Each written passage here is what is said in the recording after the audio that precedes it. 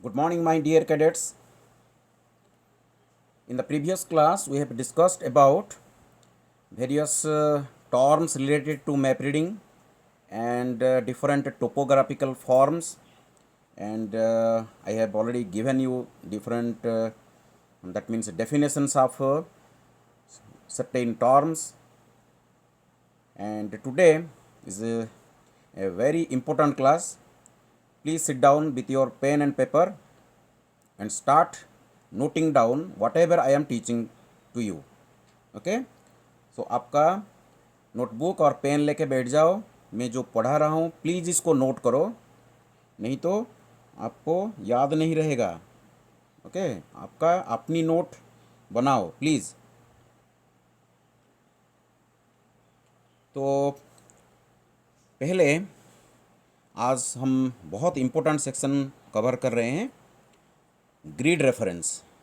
सो grid reference से पहले मैं आपको जितने भी डेफिनेशन आएगा, डेफिनेशन को आपको मैं बताते जाऊंगा, लिखते जाऊंगा, आप भी इसको लिखते जाओ। ओके सो पहले हमारा ग्रिड। सो ग्रिड में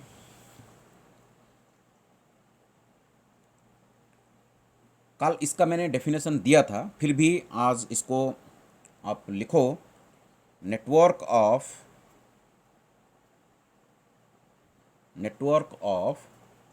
purple lines, network of purple lines, some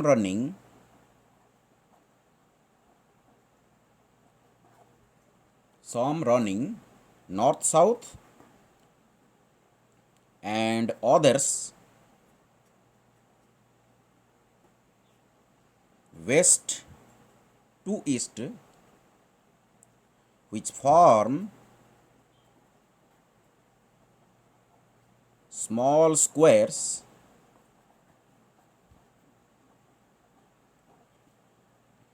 all over the map. Okay इसके बारे में कल ऑलरेडी हम डिस्कशन करे हैं। ओके तो इसका पर्पस क्या है, एक्चुअली जो ग्रिड लाइंस है मैप के ऊपर, इसका पर्पस क्या है कल मैंने दिखाया था भी मैप में आपको। इसका पर्पस क्या है, पर्पस ऑफ ग्रिड लाइंस। इसका पर्पस है grid lines help us in giving and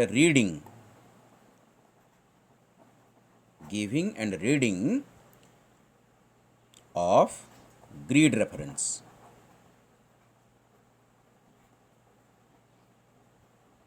That is the exact location of an object. Okay, this is the first purpose. Okay, actually this grid lines हम आगे सीखेंगे कैसे grid reference निकालते हैं। तो grid lines help us in reading, so also finding the exact location of an object that lies on the map. Okay, and it's a second purpose. Second में help us in measuring bearing. Okay bearing क्या है मैं कल आपको बताया था, मेरा previous video को देखो। सो बियरिंग मेजरमेंट करने के लिए भी ये ग्रिड लाइन्स हमको हेल्प करता है। क्लियर हो गया। तो ये दो हमारा पर्पस है ग्रिड लाइन्स का। आप जब एक मैप को देखोगे तो मैप में आपको क्या मिलेगा, मैं कलर थोड़ा चेंज कर रहा हूँ।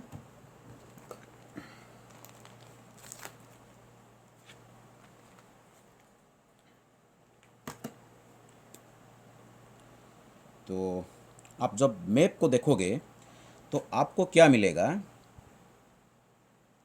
सपोज एक नेशनल मैप है, कोई भी नेशन का।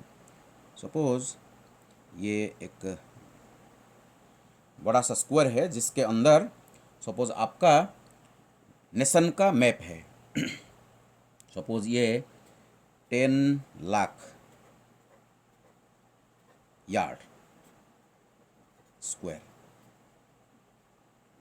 ये पूरा जो इतना एरिया है, ये area of the map, area of the map जो माने जो ग्राउंड को दिखा रहा है, ये जो मैप जिस ग्राउंड को दिखा रहा है, जिस नेशन को ये डिपिक्ट कर रहा है, सपोज ये पूरा एरिया है 10 लाख स्क्वायर यार्ड। ओके, इसको क्या किया गया, इसको डिवाइड किया गया। देखो ऐसे स्क्वायर में ऐसे एक सपोज ऐसे ऐसे ऐसे इसको मैं 4 5 6 7 8 9 10, देखो इसको मैं डिवाइड कर रहा हूँ। इसको 1 2 3 4 5 6 7 8 9 10। ओके, सो यहाँ से देखो ये पूरा जितने भी स्क्वायर बन गया, ये कितने स्क्वायर बनेगा बताओ, ये 100 स्क्वायर्स बनेगा।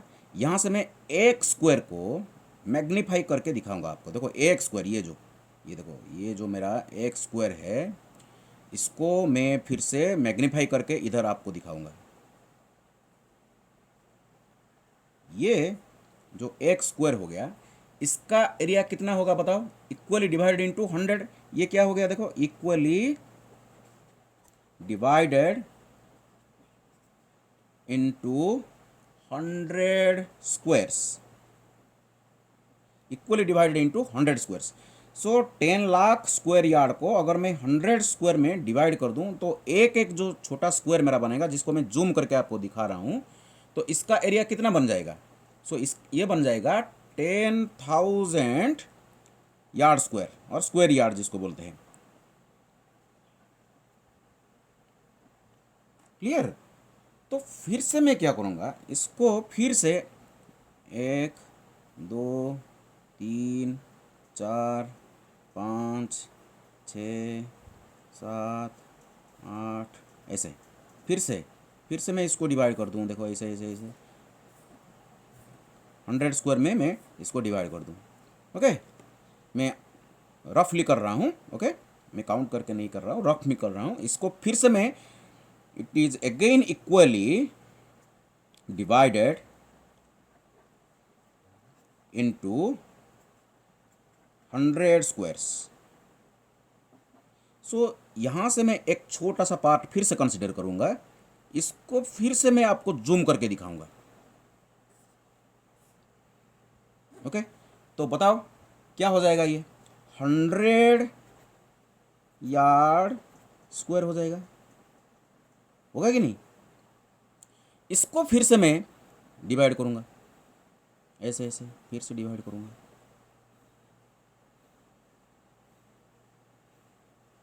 ओके, इसको फिर से मैं ऐसे मैं डिवाइड करता हूँ। सो ऐसे डिवाइड करते करते एक छोटा सा स्क्वायर को मैं आपको एनलार्ज करके मैं दिखाऊंगा। देखो सपोज ये मेरा जो मैप है, आप कोई भी मैप मैं आपको दिखाऊंगा अभी। एक मैप में देखो कुछ ऐसे लाइन आपको मिलेगा। देखो ऐसे लाइन आपको मिलेगा, जिसको क्या बोलते हैं बताओ, मैंने कल बताया था आपको। ये जो वर्टिकल लाइन्स होते हैं, ये कौन सा लाइन है, किस तरफ देखो बढ़ रहा है, राइट को बढ़ रहा है, ईस्ट की तरफ बढ़ रहा है। देखो ईस्ट की तरफ बढ़ रहे हैं, इसीलिए this vertical north south lines are called your stings. इसको क्या बोलते हैं, स्टिंग्स बोलते हैं। ये सब हमारा stings. I am just showing the portion of A map. Okay, और ये देखो मेरा ये मेरा, देखो यहाँ से अगर शुरू करूँगा मैं, तो देखो ये क्या है, ये किस तरफ बढ़ रहा है, नॉर्थ की तरफ। देखो लाइंस बढ़ रहे हैं, नॉर्थ की तरफ बढ़ रहे हैं, नॉर्थ की तरफ बढ़ रहे हैं। इसीलिए ये लाइंस को क्या बोलते हैं, नॉर्दिंग्स, इसको बोलते हैं northings. So the set of grid lines which consist of stings and northings form square grids. ये सब देखो स्क्वायर स्क्वायर, छोटा छोटा स्क्वायर बन जाता है। ओके, सपोज आप इसको आपको मैं मैप में भी दिखा रहा हूँ। देखो इसको, देखो कल मैंने आपको दिखाया था, फिर भी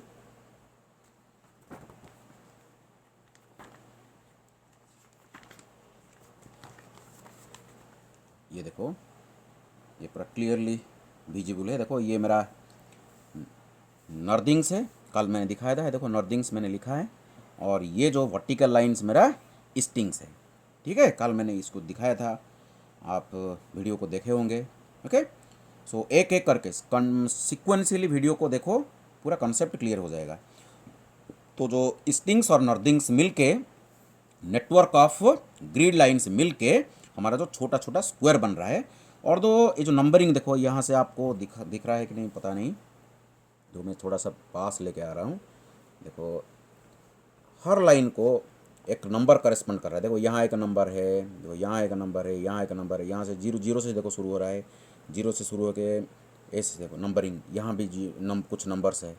तो ऐसे नंबरिंग है आर्बिट्रेरली। चलो हम चूज करते हैं, सपोज ये यहाँ सपोज लेते हैं, सपोज ये 30 है, सपोज ये 35 है, सपोज ये 31 लेते हैं इसको, 32, 33, 34, 35, 36, 37, 38, 39, 40, 41, ऐसे ये नंबर्स है। और यहाँ से देखो ये सपोज शुरू है, सपोज 40, 41, 42, 43, 44, 45, 46, 47, 48 ऐसे बढ़ रहा है। ओके, ये हमारा स्टिंग्स ऐसे बढ़ रहा है, नॉर्दिंग्स ऐसे बढ़ रहा है। तो देखो ये जो ग्रिड रेफरेंस की जो मैंने आपको पर्पज बताया, अगर ये ग्रिड मैप के ऊपर नहीं होता, क्या मैप हम बना नहीं पाते? बना सकते हैं। देखो ऐसे मैं इंडिया का तो मैप ऐसे ऐसे ऐसे करके मैं बना दूंगा, लेकिन मैप के ऊपर कोई अगर हमारा टेम्पल है, अगर ट्री है, एक बिल्डिंग है, एक लाइट हाउस है, ओके, जितने भी ग्राउंड के ऊपर होता है, इम्पोर्टेंट फीचर को मैप के ऊपर भी डिपिक्ट किया गया है। Suppose you see there is a temple over here. देखो यहाँ एक टेम्पल है, सपोज यहाँ एक टेम्पल है। ठीक है, तो मैं आपको पूछूंगा ये मैप के ऊपर टेम्पल कहाँ पर है, तो आप अगर ऐसे दिखाओगे टेम्पल यहाँ पर है, तो इसका कोई मीनिंग नहीं है। So without grid reference it is difficult to explain about the position of an object on the map. That is, the explanation will be very large, it will be lengthy and ambiguous. आपको आप उधर जाओ, वहाँ जाके आप पहुँचोगे तो फिर से लेफ्ट को जाओ, फिर राइट को जाओ, फिर ऊपर जाओ, आप एक मंदिर के पास पहुँचोगे।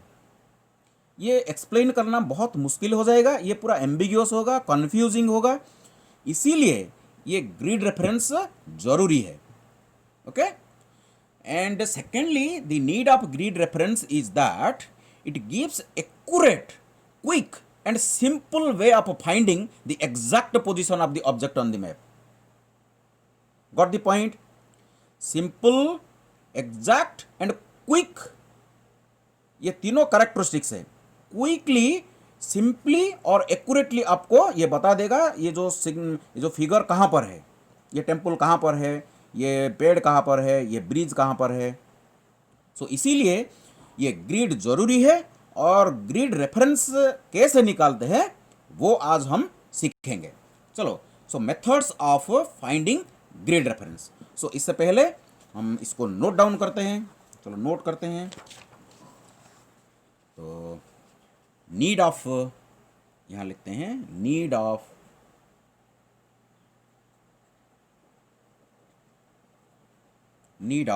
Grid reference.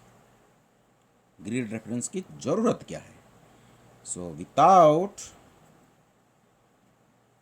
Grid reference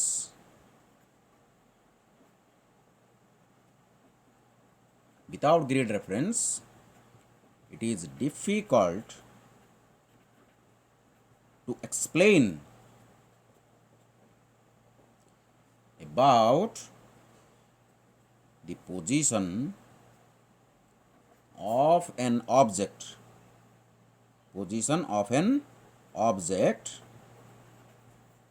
on the map.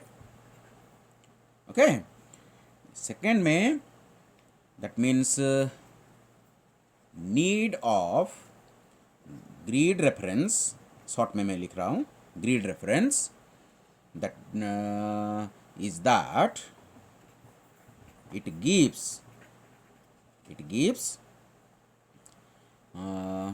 accurate, number one accurate,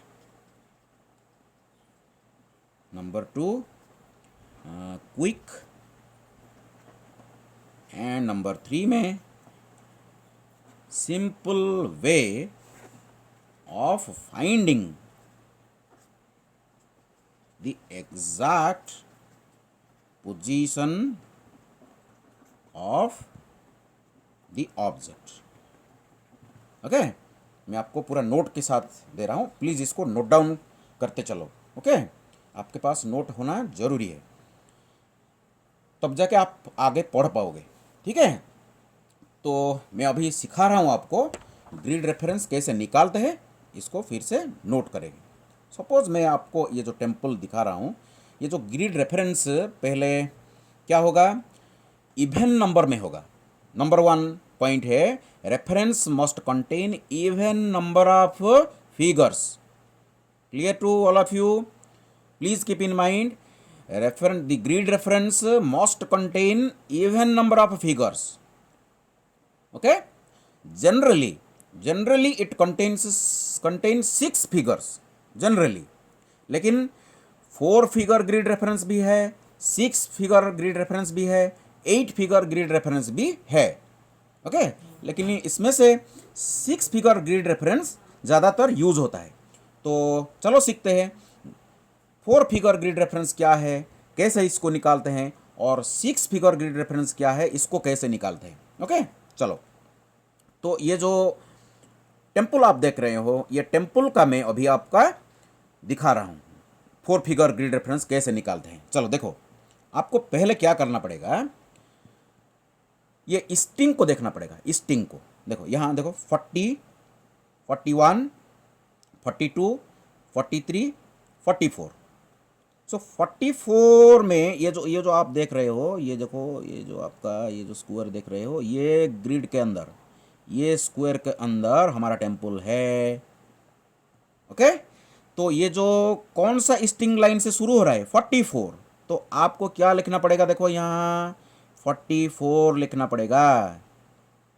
44 लिख दो, लिखा। सो लिखने के बाद आप क्या करोगे, फिर से नर्दिंग की तरफ हम बढ़ेंगे। देखो ये 30, 31, 32, 33, 34, 35, 36। देखो 36 से ये जो स्क्वायर शुरू हो रहा है, सो यहाँ हम क्या लिखेंगे, 36 लिखेंगे। सो ये हो गया मेरा 4 फिगर ग्रिड रेफरेंस। कैसे निकालते हैं मालूम है? हो गया, वेरी सिंपल। देखो ये पूरा सिंपल है। देखो और एक मैं एग्जांपल आपको दे रहा हूँ। सपोज यहाँ एक ब्रिज है, यहाँ एक ब्रिज है, ये ब्रिज का 4 फिगर ग्रिड रेफरेंस निकालो। अगर क्वेश्चन आएगा एग्जाम में तो कैसे निकालोगे, बताओ बताओ। आपको क्या करना पड़ेगा, यहाँ पहुँचना पड़ेगा। देखो ये मेरा पॉइंट है, स्टार्टिंग पॉइंट। ये मेरा एक्स एक्सिस, ये मेरा वाई एक्सिस। एक्स एक्सिस के तरफ क्या है मेरा स्टिंग्स, वाई एक्सिस की तरफ मेरा नॉर्दिंग्स। सो ये पॉइंट को पहुंचने के लिए मेरे को देखो, यहाँ से मैं शुरू करूँगा 40, 41, 42। देखो 42 में शुरू हो रहा है, तो 42 पहले लिख दूंगा। ओके, फिर से नर्दिंग की तरफ बढ़ूंगा।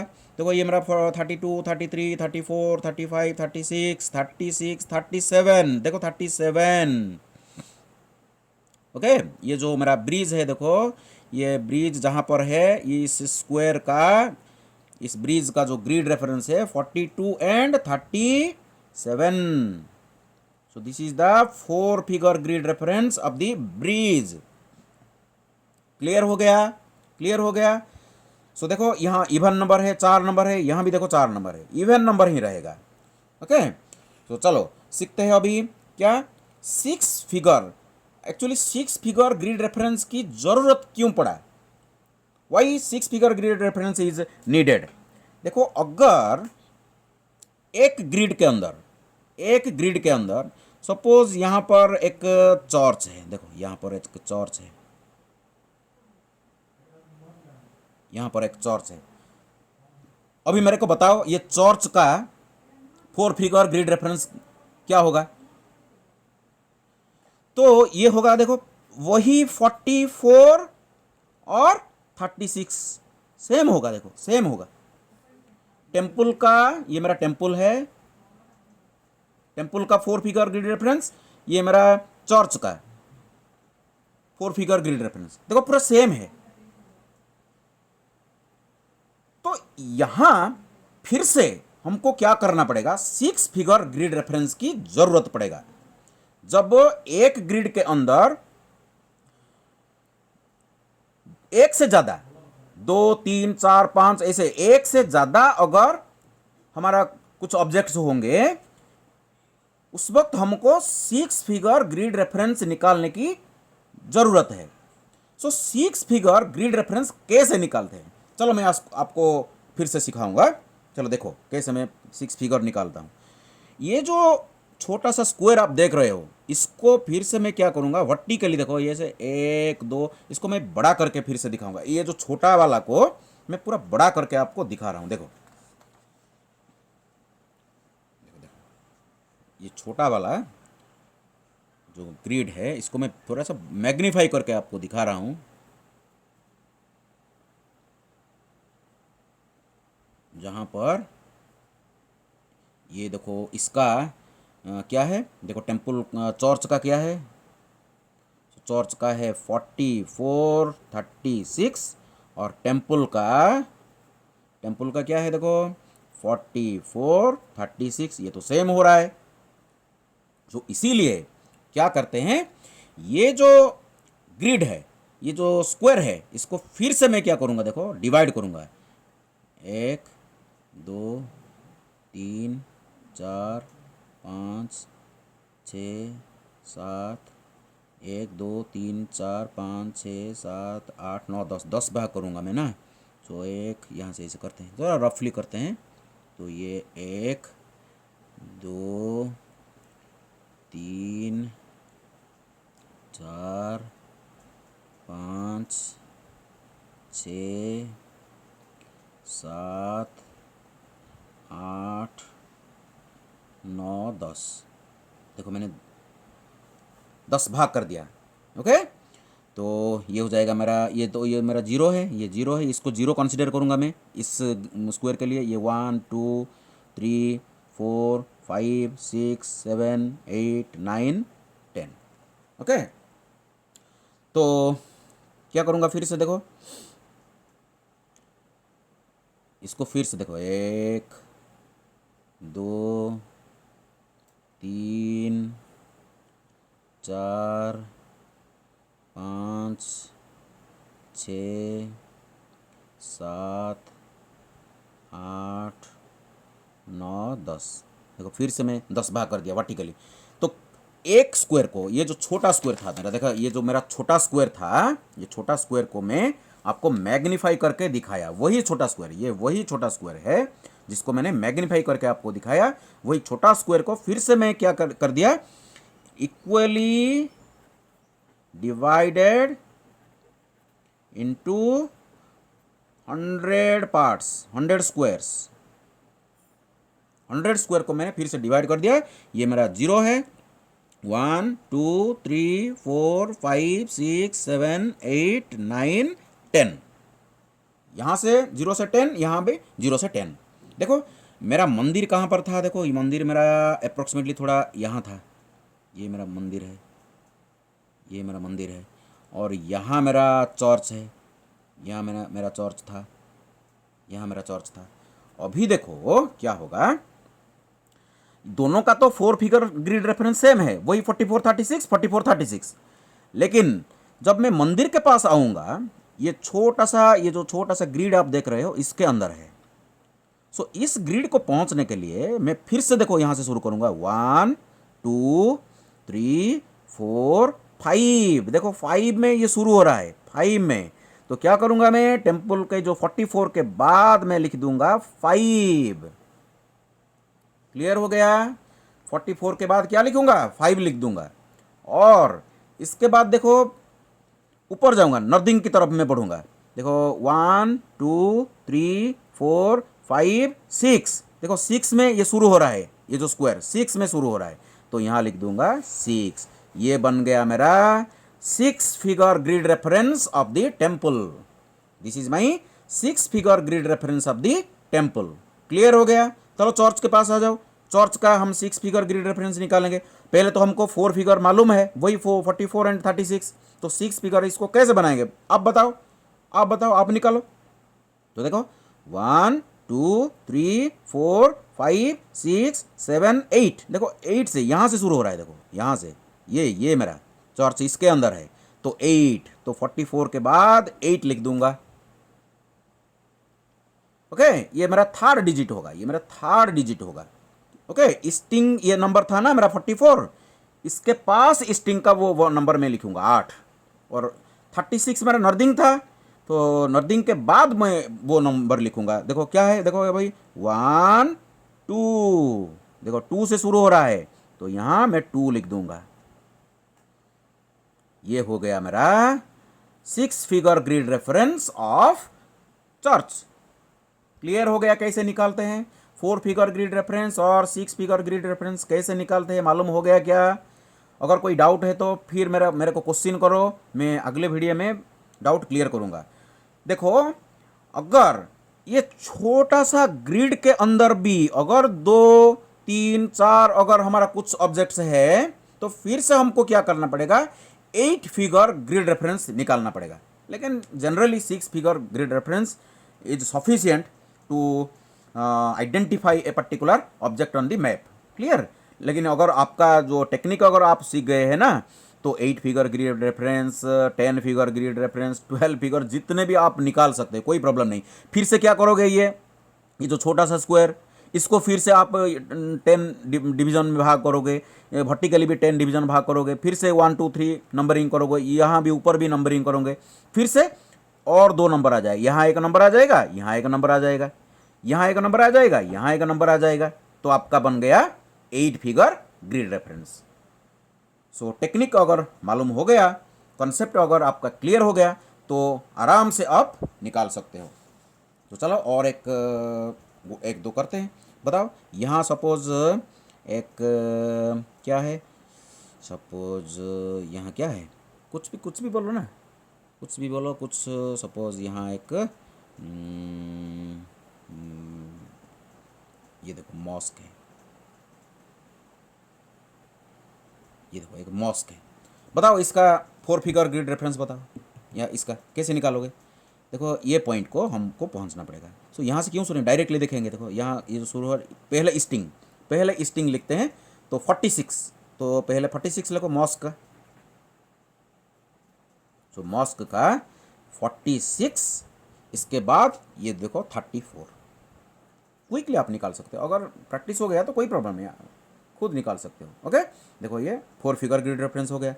अगर 6 फिगर ग्रिड रेफरेंस चाहिए तो फिर इसको डिवाइड कर दो अप्रोक्सीमेटली, एक्यूरेट नहीं हो सकता है, अप्रोक्सीमेटली इसको डिवाइड कर दो, अप्रोक्सीमेटली इसको डिवाइड कर दो। सपोज ये तकरीबन 6 में है, तो यहाँ 6 लिख दो।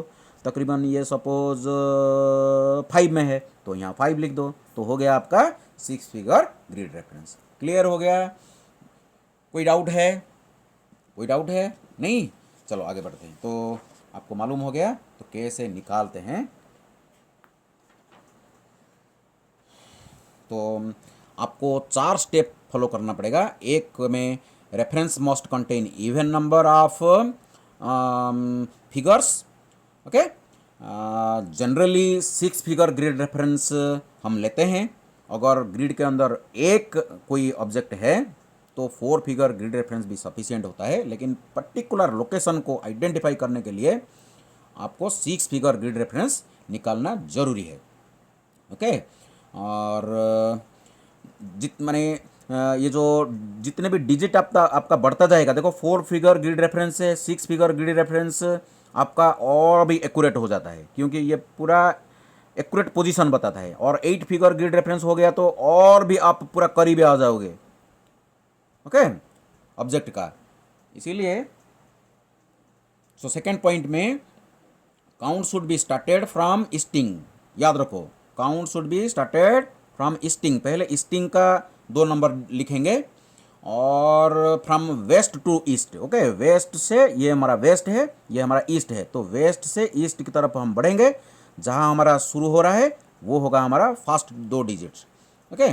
सो सेकेंड पॉइंट मेरा इंपॉर्टेंट पॉइंट होगा, counting should be started from eastings, from west to east, and then from northings, from the northings we will get another 2 digits, which and we will start from south towards north, okay। South से north की तरफ बढ़ेंगे, जहाँ हमारा शुरू होगा, जो वही ग्रिड जो स्क्वायर शुरू होगा वो होगा हमारा नॉर्थिंग का 2 डिजिट।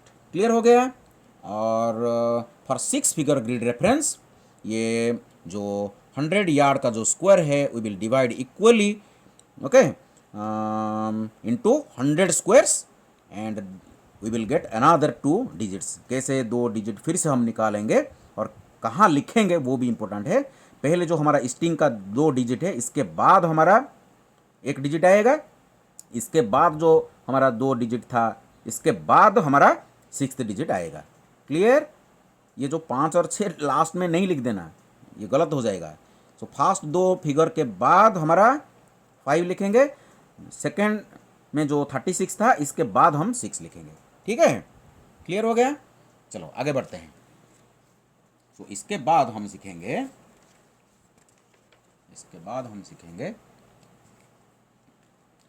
रिलीफ क्या है। रिलीफ, इसके बारे में हम कल डिस्कशन ऑलरेडी कर दिए हैं, फिर भी ये सिक्वेंशियली जो आता है इसको हम सीखेंगे। So relief,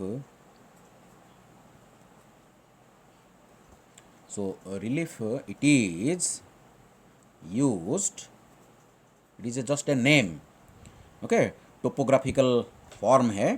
so it is used to describe the rise or fall of ground, okay.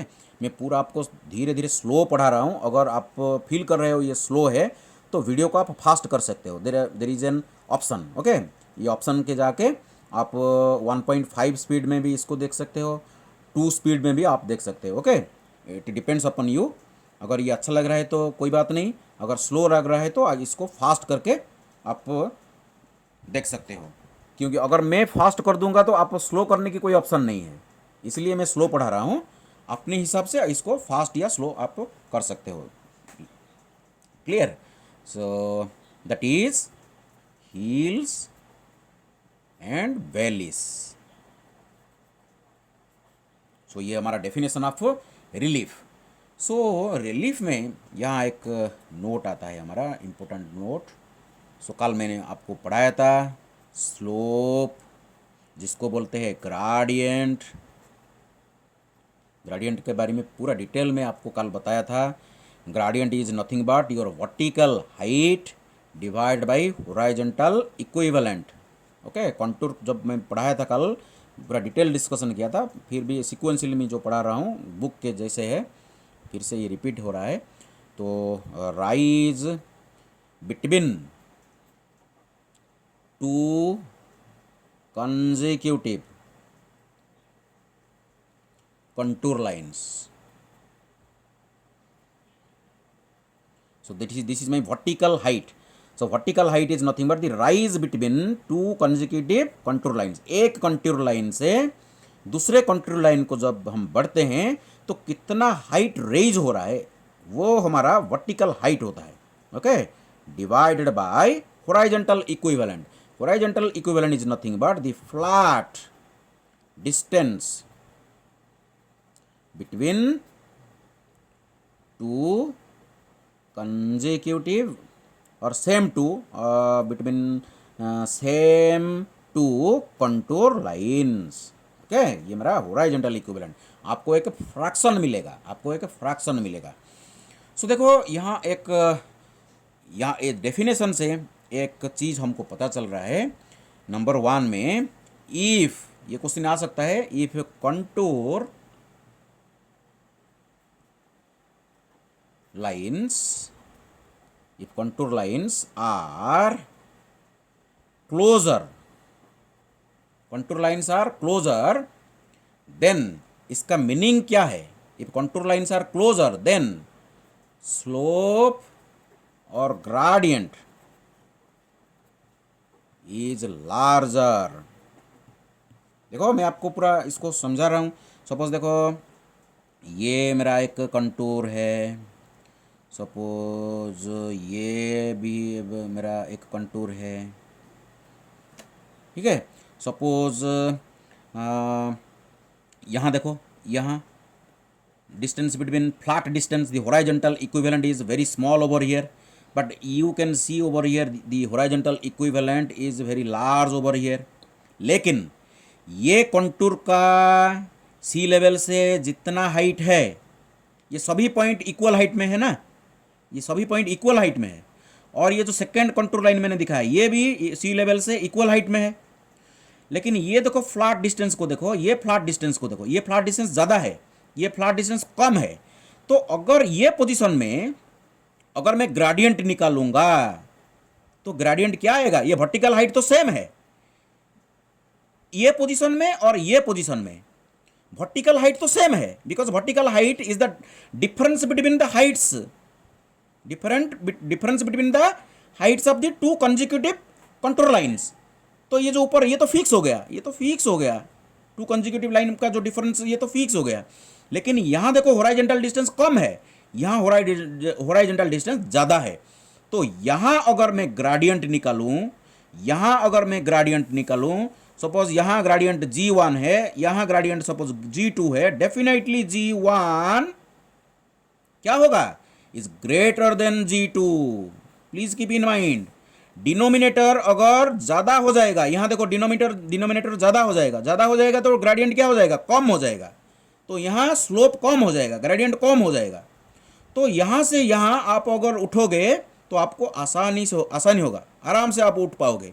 लेकिन यहां ऊपर उठना मुश्किल है क्योंकि ये पूरा स्लोपी है, ये पूरा स्लोपी है, क्विक राइज हो जाता है। यहाँ होराइजेंटल डिस्टेंस कम है ना, कम होराइजेंटल इक्विवेलेंट है, लेकिन हाइट उतना ज़्यादा है।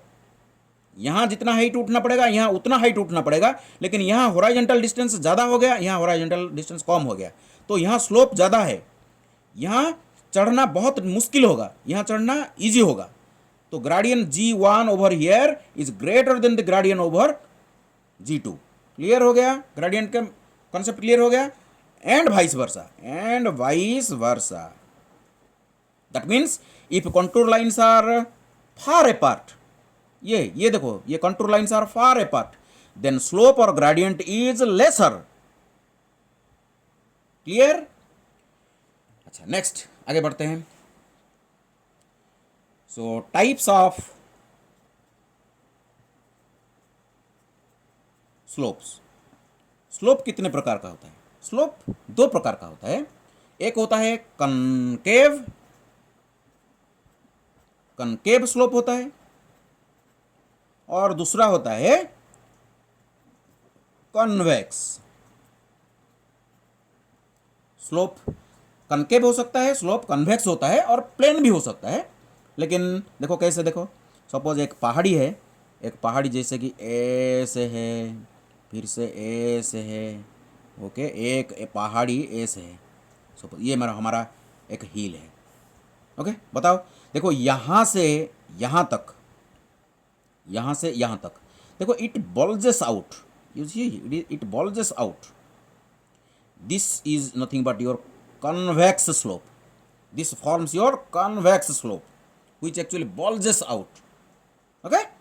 And ये portion को देखो please. You just mark this portion. You see, it is depressed inward. That means it is, ये दबा हुआ है. Okay? Curves inward. ये curves inward. और अंदर की तरफ अगर ये कर्व्ड है, ये होगा हमारा कनकेव स्लोप. अगर बाहर की तरफ ये बॉल्स आउट हो जाएगा, ये होगा हमारा कन्वेक्स स्लोप. अगर प्लेन होगा कहीं, देखो ये हमारा, देखो ये प्लेन है, ये प्लेन भी हो सकता है. क्लियर? चलो नेक्स्ट देखेंगे हम कार्डिनल पॉइंट्स. नेक्स्ट हम देखेंगे कार्डिनल पॉइंट्स. इसके बारे में भी थोड़ा सा मैंने आपको बताया था कल. कार्डिनल पॉइंट्स, कार्डिनल पॉइंट किसको बोलते हैं? Cardinal points. सो देखो east, west, north and south, ये जो चार है, east west north south, are called cardinal points. Are called cardinal points. Are called cardinal points. Clear हो गया? क्लियर हो गया कार्डिनल पॉइंट के बारे में. सो नेक्स्ट हम डिस्कशन करेंगे नॉर्थ के बारे में, जो ऑलरेडी हम डिस्कशन कर दिए हैं. मैं आज आपको डेफिनेशन दे दूंगा. कल डिस्कशन किए हैं नॉर्थ के बारे में, बहुत सारा मैं डिस्कशन किया हूं. सो टाइप्स ऑफ नॉर्थ.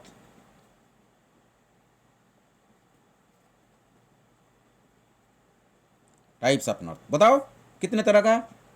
एक नंबर 1 बताओ, true north. True north. Number 2 बताओ, मैग्नेटिक नॉर्थ.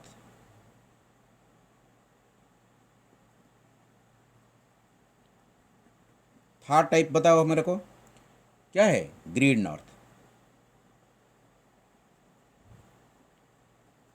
मैं केवल डेफिनेशन लिखूंगा. कल मेरा प्रीवियस वीडियो को देखो, पूरा मैं डिटेल इसको एक्सप्लेन किया हूँ. सो दी, अगर ये इसका डेफिनेशन आएगा तो ऐसे लिखना, the direction of grid north, sorry, direction of geographic north pole from the point of observation. Okay, फिर से मैं पढ़ रहा हूँ. ट्रू नॉर्थ क्या है? The direction of geographic north pole from the point of observation. Okay, इसका explanation ज़रूरत नहीं है, कल मैंने आपको बहुत सारा एक्सप्लेनेशन दिया हूँ. मैग्नेटिक नॉर्थ बताओ, जो मैग्नेटिक नीडल, कंपास का जो मैग्नेटिक नीडल जिस डायरेक्शन को दिखा रहा है, वो होगा हमारा मैग्नेटिक नॉर्थ. मैं डेफिनेशन दे रहा हूँ आपको. The direction shown by the arrowhead of the compass needle. The compass needle when freely suspended or pivoted. Okay, the direction shown by the arrowhead of the compass needle. Compass में जो needle है वो एक magnet है, जो वो जो direction को दिखा रहा है, इसका जो एरोहेड जिस डायरेक्शन को दिखा रहा है, वो हमारा होगा मैग्नेटिक नॉर्थ. और जियोग्राफिक नॉर्थ, ग्रीड नॉर्थ क्या है बताओ? ग्रीड नॉर्थ क्या है बताओ? तो it is the direction to which the north south grid lines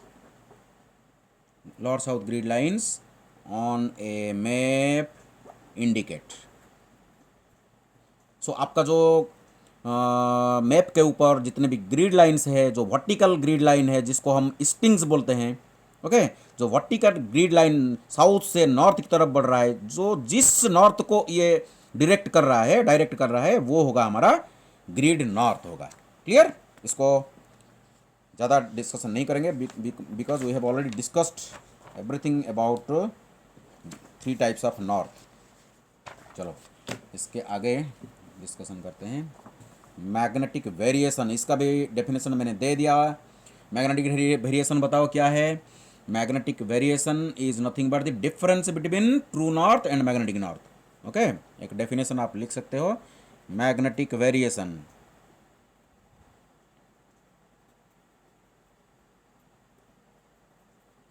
so magnetic variation क्या है? So difference between true north and magnetic north is called your magnetic variation and it depends upon कौन से factors के ऊपर ये depend करता है। Magnetic variation it depends upon 2 factors. Number 1 time, time के ऊपर डिपेंड करता है। नंबर 2 प्लेस के ऊपर भी डिपेंड करता है। याद रखो इसको। ये जो मैग्नेटिक वेरिएशन है हमारा, समय के अनुसार ये चेंज होता है और जगह के अनुसार भी चेंज होता है। डिफरेंट प्लेस में मैग्नेटिक वेरिएशन डिफरेंट होगा, डिफरेंट टाइम में भी ये बदलता रहेगा। सब जब ये बदलता है ना, नया नया जो मैप आता है इसमें लिखा हुआ होता है। ओके, टाइमली ये चेंज होता है। अगर कोई पुराना होगा, एक जगह का मैग्नेटिक वेरिएशन जितना है, अगर 50 साल के बाद 100 साल के बाद मैग्नेटिक वेरिएशन में चेंज आ सकता है। Okay, there are different reasons for which this magnetic variation changes due to the due to the alignment of the hypothetical bar magnet. कल जो मैं आपको बताया था इसके बारे में, इसके कारण हमारा क्या होता है, ये जो मैग्नेटिक वेरिएशन चेंज होता है। सो डायग्रामेटिकली इसको हम दिखा सकते हैं। सपोज ये हमारा ट्रू नॉर्थ का डायरेक्शन है, सपोज ये हमारा ट्रू नॉर्थ का डायरेक्शन है। अगर ये हमारा मैग्नेटिक नॉर्थ का डायरेक्शन है, ये ट्रू नॉर्थ का डायरेक्शन, ये मैग्नेटिक नॉर्थ का डायरेक्शन, ये जो angle, so magnetic variation is nothing but an angle that is obtained by the difference between true north and magnetic north. So this is our magnetic variation. Clear हो गया? So ये true north का direction, ये magnetic north का direction, ये जो angle form हो रहा है, this angle is nothing but your magnetic variation. Clear हो गया? चलो आगे बढ़ते हैं। सो अभी हम डिस्कशन करेंगे how many bearings are there, how many bearings. कल हम थोड़ा सा डिस्कशन किए थे बियरिंग एक्चुअली 3 टाइप्स।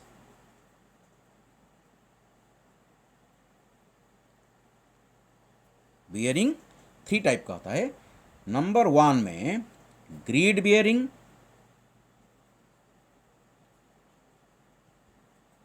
नंबर 2 में मैग्नेटिक बियरिंग, नंबर 3 में ये होगा हमारा ट्रू बियरिंग। बियरिंग कितने प्रकार का है? नॉर्थ भी 3 प्रकार का है और बियरिंग भी 3 प्रकार है। वही देखो, grid north, magnetic north and true north. Bearing भी वही है, grid bearing, magnetic bearing, true bearing. तो बियरिंग बताओ क्या है? Bearing is nothing but our angle. Grid bearing is an angle. Okay, so measured on map, ये map में नापा जाता है। measured and map from the grid north. जो हमारा ग्रीड नॉर्थ का जो डायरेक्शन है, ग्रीड नॉर्थ से कोई भी एक ऑब्जेक्ट का कितना डिस्टेंस वो, कितना एंगल वो फॉर्म कर रहा है, इसको बोलते हैं ग्रीड बियरिंग। मैं आपको दिखाऊं ग्रीड बियरिंग क्या है। देखो, मैं कल जो बताया था वही ग्रीड बियरिंग के बारे में मैं आपको बताया। देखो ये कल का, सपोज ये मेरा, देखो ये मेरा नॉर्थ साउथ लाइन है, ये नॉर्थ साउथ लाइन है मेरा, और आप देख रहे हो यहाँ एक ऑब्जेक्ट है, मैं इधर खड़ा हूँ। मैं क्या कल किया था बताओ, ये एक स्ट्रेट लाइन मैंने खींच दिया। ओके, ये मेरा ओन पोजीशन है सपोज, और कोई भी ऑब्जेक्ट है, 2 ऑब्जेक्ट भी हो सकते हैं। ओके, ये मेरा स्ट्रेट लाइन है। क्लॉकवाइज मैंने एंगल नापूंगा। तो ग्रिड नॉर्थ की डायरेक्शन को ये मेरा स्ट्रेट लाइन कितना एंगल फॉर्म कर रहा है, इसको बोलते हैं ग्रिड बियरिंग। क्लियर? मैप के ऊपर जो एंगल हम नापते हैं इसको बोलते हैं ग्रिड बियरिंग। चलो देखो, नेक्स्ट हो गया हमारा मैग्नेटिक बियरिंग। जो हमारा जो कंपास होता है, कंपास लेके जो बियरिंग हम नापते हैं इसको बोलते हैं magnetic bearing. So measured by magnetic north, okay, by the use of compass. लेकिन ये ग्रिड बियरिंग को कैसे नापेंगे? Service protractor. Keep in mind, ये क्वेश्चन आ सकता है। सर्विस प्रोट्रैक्टर, मेरे पास जगह नहीं है आगे। Service protractor, okay. ऐसे भी क्वेश्चन आ सकता है, ग्रिड बियरिंग कैसे नापा जाता है? By using service protractor on A map में इसको नापा जाता है बाय यूजिंग सर्विस प्रोट्रैक्टर। लेकिन मैग्नेटिक बियरिंग कैसे नापते हैं? मैप के ऊपर नहीं, ग्राउंड के ऊपर नापते हैं by using magnetic north. Compass use करके इसको नापते हैं। क्लियर? और true bearing it is just calculated by finding the relationship between this grid bearing and magnetic bearing, grid bearing and true bearing. ये जो रिलेशनशिप डेवलप करके हम true bearing निकालेंगे। देखो, ट्रू बियरिंग डायरेक्टली नहीं हम निकाल पाएंगे। True bearing is not calculated directly, जैसे कि grid bearing is directly found out by using service protractor on A map. Magnetic bearing is directly found out by using compass, okay, by the use of magnetic north. लेकिन true bearing को आपको calculation करना पड़ेगा। देखो, मैं आपको एक दो एग्जाम्पल के साथ आपको मैं सिखाऊंगा। सो कैसे कन्वर्ट करते हैं। सपोज हमको मैग्नेटिक बियरिंग मालूम है, ओके। सपोज कोई ऑब्जेक्ट का हमको मैग्नेटिक बियरिंग मालूम है, तो कैसे इसको हम ट्रू बियरिंग में कन्वर्ट करेंगे, इसको सीखेंगे। चलो एक एग्जाम्पल के साथ मैं आपको बता रहा हूँ। सपोज ये मेरा ऑब्जर्वेशन पॉइंट है, यहाँ एक ऑब्जेक्ट है, ओके। सपोज ऑब्जर्वेशन पॉइंट से ये ऑब्जेक्ट का मैग्नेटिक बियरिंग सपोज 160 डिग्री। तो मैं क्या करूँगा, यहाँ एक वर्टिकल लाइन खींचूंगा जो कि मेरा मैग्नेटिक नॉर्थ को इंडिकेट करेगा, ओके। सो इसके बाद suppose this is the direction of the true north, the actual direction towards the north pole, geographic north pole. ये मेरा ट्रू नॉर्थ है, ओके। ये एंगल कितना होगा बताओ? ये 11 डिग्री है, ओके। तो मैं क्या करूँगा, यहाँ से एक स्ट्रेट लाइन खींच दूंगा इधर। अगर ये स्ट्रेट लाइन खींच दूंगा तो मेरा तो सपोज एग्जाम्पल के हिसाब से मैं आपको दिया, magnetic bearing is found to be 160 degree. तो ये एंगल मैग्नेटिक बियरिंग, ये जो एंगल मेरा कितना होना चाहिए बताओ? ये होगा 160 डिग्री। तो मैग्नेटिक नॉर्थ को ये जो लाइन, स्ट्रेट लाइन जितना एंगल फॉर्म कर रहा है 160 degree, that is my magnetic bearing which is found out by using compass. I am just converting this magnetic bearing into true bearing. तो ये फिगर आप तैयार कर दो। देखो, ये जो ट्रू नॉर्थ को आपका ये जो स्ट्रेट लाइन जितना एंगल फॉर्म करेगा, ये हो जाएगा आपका ट्रू बियरिंग। तो बताओ, तो मैं क्या करूंगा, 160 डिग्री माइनस कर दूंगा 11 डिग्री, तो आपको क्या मिल जाएगा? 149 degree. So depending upon the situation आपको ऐड करना पड़ेगा या सब्ट्रैक्ट करना पड़ेगा, सिचुएशन आपको बताएगा। लेकिन ये सिचुएशन में आपको दिखा रहा है कि ये कम हो रहा है, 11 डिग्री कम हो रहा है। This is the situation, okay. कैसे कन्वर्ट करते हैं, देखो ये हो गया हमारा ट्रू बियरिंग। मैग्नेटिक बियरिंग कितना है? मैग्नेटिक बियरिंग था मेरा 160 डिग्री, लेकिन ट्रू बियरिंग हो गया मेरा 149। अगर ट्रू बियरिंग मेरा 149 होता तो मैग्नेटिक बियरिंग अगर मेरे को पूछा जाता तो मैं क्या करता? मैं इसको ऐड कर देता। लेकिन ट्रू बियरिंग तो डायरेक्टली हम कैलकुलेट नहीं कर सकते, ओके। तो मैग्नेटिक बियरिंग हम डायरेक्टली कैलकुलेशन कर सकते हैं, नहीं तो ग्रिड बियरिंग डायरेक्टली कैलकुलेशन कर सकते हैं। इसके बाद फॉर्मूला को यूज करके फिगर का मदद लेते हुए हम ट्रू बियरिंग निकालेंगे। सो देखो और एक एग्जांपल लेते हैं। सपोज ग्रिड बियरिंग है मालूम है, तो मैग्नेटिक बियरिंग को कैसे कन्वर्सन करेंगे, कैसे कन्वर्सन करेंगे। सपोज एक एग्जांपल लेते हैं। Suppose this is the direction of the magnetic north, this is the direction of the grid north. Okay, suppose ये मेरा एक कोई ऑब्जेक्ट है और ये मेरा ऑब्जर्वेशन पॉइंट है। ओके, सपोज आपको दिया गया ये एंगल ग्रिड नॉर्थ आपको दिया गया। ओके, सपोज 120 डिग्री, ये तो हमारा 11 डिग्री। बताओ मैग्नेटिक नॉर्थ बताओ। ग्रिड बियरिंग मैंने आपको दे दिया 120 डिग्री। ये डायग्राम देख के मेरे को बताओ कितना होगा, ये पूरा होगा कि नहीं बताओ। तो 11 प्लस कर दो। So 120 plus 11 degree is equal to 131 degree. So ऐसे कन्वर्सन करते हैं। ओके, सो अगर हमको ग्रिड बियरिंग मालूम है, अगर मैग्नेटिक बियरिंग मालूम है, तो यहाँ से हम ट्रू बियरिंग निकाल सकते हैं। और एक बढ़िया चीज़ हम सीखेंगे जो होगा हमारा बैक बियरिंग।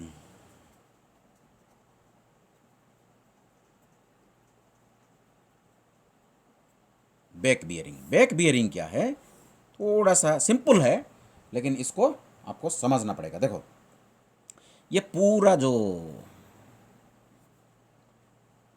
सर्कल कितना एंगल फॉर्म कर रहा है, 360 डिग्री। कितना फॉर्म कर रहा है, 360 डिग्री फॉर्म कर रहा है। तो अगर ये मेरा 0 डिग्री है, ये मेरा 180 डिग्री है, ये मेरा 90 डिग्री, ये 180 डिग्री, ये 270 डिग्री।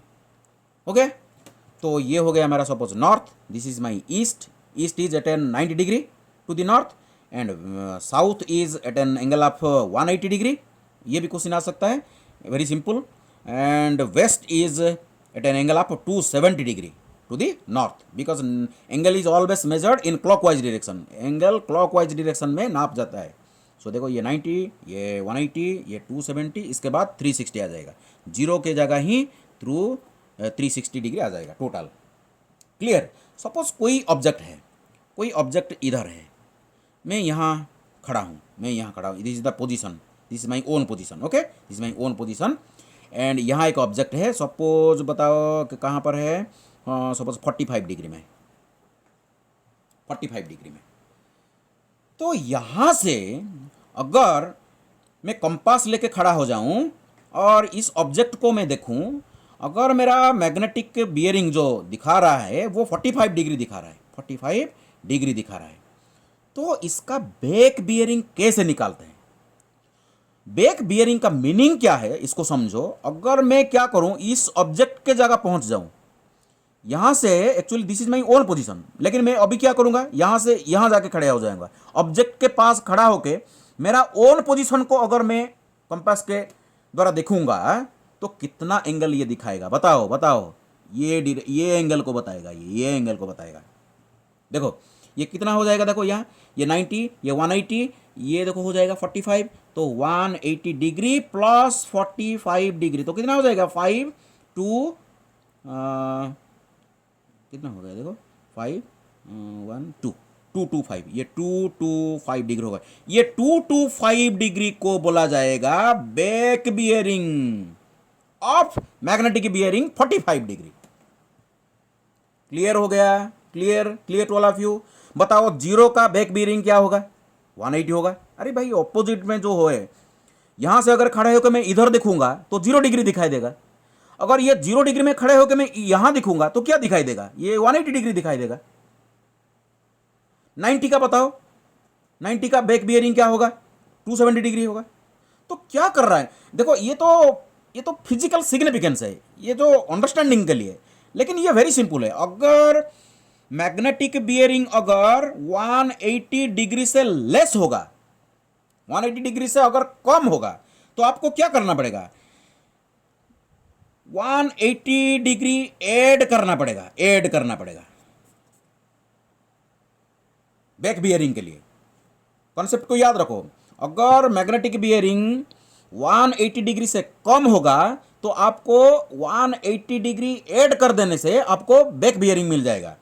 अगर 180 डिग्री से मैग्नेटिक बियरिंग अगर ज़्यादा होगा, बड़ा होगा, तो 180 डिग्री आपको माइनस करना पड़ेगा, सब्ट्रैक्ट 180 डिग्री। एग्जाम्पल लेते हैं, चलो सपोज अभी तो एग्जाम्पल दिया मैंने, देखो अगर मैग्नेटिक बियरिंग 45 है तो बैक बियरिंग कितना है, ये देखो 180 से कम है तो 180 में ऐड कर दूंगा, 225 इज माई बैक बियरिंग, हो गया। तो अगर 25 मेरा मैग्नेटिक बियरिंग है, बैक बियरिंग बताओ, तो 180 डिग्री में ऐड कर दूंगा 5, 205 degree is my back bearing. अगर 220 डिग्री मेरा मैग्नेटिक बियरिंग है, बैक बियरिंग क्या होगा बताओ बताओ, 220 क्या कहाँ आएगा, देखो यहाँ यहाँ कोई आएगा, तो इसका बैक बियरिंग क्या होना चाहिए, यहाँ होगा। देखो 45 से कम होगा, देखो ये माइनस कर दो, 180 डिग्री माइनस कर दो, 0, सो 140 डिग्री, देखो थोड़ा गलत हो गया क्या, 40, सो 0, ये क्या हो गया, यहाँ हो गया 12 से 8, 4, 40 degree, so 40 degree is my back bearing. अगर 100 मैग्नेटिक बियरिंग अगर 180 से कम है तो 180 ऐड कर दो, आपको मिल जाएगा बैक बियरिंग। 180 से ज़्यादा हो गया तो 180 माइनस कर दो, आपको मिल जाएगा बैक बियरिंग। क्लियर हो गया, clear to all of you. Video ज़्यादा लंबा हो गया, यहाँ बंद करते हैं। नेक्स्ट वीडियो में हम डिस्कशन करेंगे आगे में आपका जो ओन पोजीशन कैसे निकालते हैं, सर्विस प्रोट्रैक्टर को कैसे यूज़ करते हैं, सर्विस प्रोट्रैक्टर क्या है और इसका यूज़ क्या है, मैग्नेटिक कंपास क्या है, इसको कैसे यूज़ करते हैं, और हमारा जो मैप और ग्राउंड को कैसे रिलेट किया जाता है, ग्राउंड से मैप और मैप से ग्राउंड कैसे आते हैं, इसके बारे में हम आगे डिस्कशन करेंगे। Thank you all, God bless you, जय हिंद।